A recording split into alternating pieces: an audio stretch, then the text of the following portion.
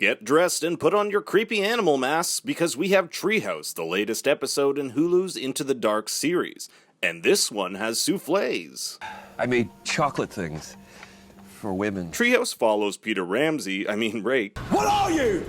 An idiot sandwich. A celebrity chef needing some fresh country air and time to work on his new cookbook. Or at least that's what he tells his sister Gwen. But to truly understand the ending of Treehouse, we must first look at where Peter's character starts and how the events of the film change him and his outlook on life. Peter is a straight-up dick. He treats the maid Agnes like shit, makes fun of Lonnie relentlessly, and we learn he wasn't even welcomed at his father's funeral. More importantly, he's so busy he doesn't have time to hang out with his daughter. But even that being the case, we do get a sense that he loves her. His famous restaurant and cutlery line is named after her, and he tells her she's his only and that he needs her. That being said, Peter is still self-centered, thinking only about himself, and it won't be until he goes through this journey with the quote-unquote witches that he will truly change as a man. But the event that spurred this entire story is hinted at in the very first scene. We get a glimpse of a woman we'll come to learn is Becca Wheeler. She's having a picnic, holding one of Peter's knives in her hand. Later we'll find out that the painting in the main foyer is of her as well, a painting supposedly done by Peter's father who liked to paint subjects that capture, quote, the fragility of life. It's only when Peter is drugged by Agnes and held captive by the women that we learn what this story is really about. Revenge for the way Peter has treated women throughout his life, specifically Becca, who he raped in the treehouse, and not only that, smeared her name in the papers when the allegations came out. No one believed Becca, and she turned to heroin to numb the pain. You can see the needle marks here, and she eventually slit her wrists with Peter's own cutlery. But it wasn't just this instance. Marie and Lilith reenact for him the time he made unwanted advances on a journalist, yet he still doesn't see the error of his ways,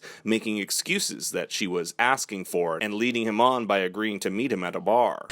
There's two sides to every story, okay? She chased that exclusive for weeks. She met me at a bar. You told her to meet you there. Even when Peter is confronted in the car by his own sister, who we later find out is in on the whole scheme, he dismisses Becca's rape as him just being a stupid drunk teenager. For Peter, nothing is his fault, and he'll say or do anything to save his own ass. It's only when the witches perform their final ritual that Peter wakes up a changed man. He has been scared so deeply that it has essentially forced him to change. Ironic since he's used to forcing himself on others. While on the phone with Kara, he even thanks her and addresses her as ma'am. We also get this great shot of Peter looking at the painting of a stag, where the painting of Becca used to be. Only when he has transformed as a person can he become the stag, a noble creature known to symbolize fatherhood, grace, and wisdom. Earlier in the film, Peter watches the stag from afar, only now he is face to face with it. And the stag symbolizing fatherhood is interesting because he then goes to visit his daughter and ex-wife, apologizing to both of them for the mistakes he's made in the past and promising his daughter he'll always be there for her. It's also interesting to note that all the animals in this film are male. Only male peacocks have the colored plumage peacocks are known for. Only males are bumblebee drones, and only male goats have horns that size.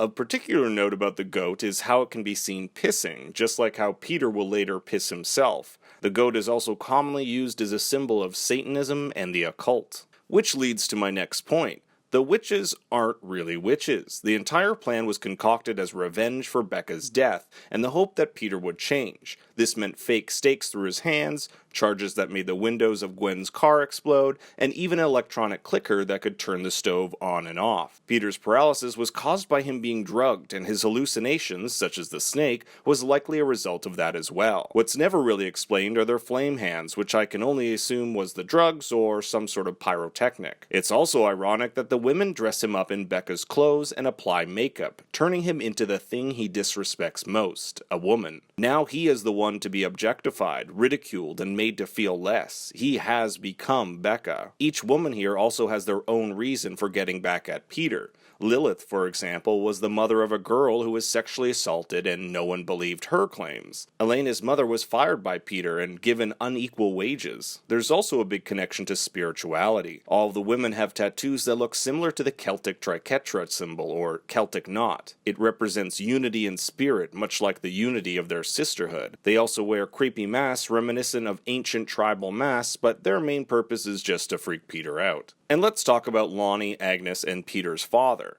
This painting here is heavily implied in the trailer as being that of Peter's father, a self-portrait, always watching over him. We learn that he died years ago and that Peter wasn't invited to the funeral, likely because of the allegations against him, but it's never explicitly said in the film, just like how Peter's estrangement from his ex-wife could be because of those allegations, or that he simply wasn't a good husband and father. What we do find out is that Agnes and Peter's father had an affair, with Lonnie being their son. That would technically make him Peter's half-brother. There were also a few elements to this story that have no explanation, but were put in there just to up the spooky factor. This includes the insect infestation, Agnes's tongue, and the blood in the toilet. These felt a bit cheap to me because the spookiness had nothing to do with the plot. They were simply added for the sake of making things weird instead of for the sake of the story. And finally, we have this mystery woman at the end who has the same tattoo as the other women. This works on two levels, as a nice sting to end the movie, but also as a reminder to Peter that someone will always be watching him.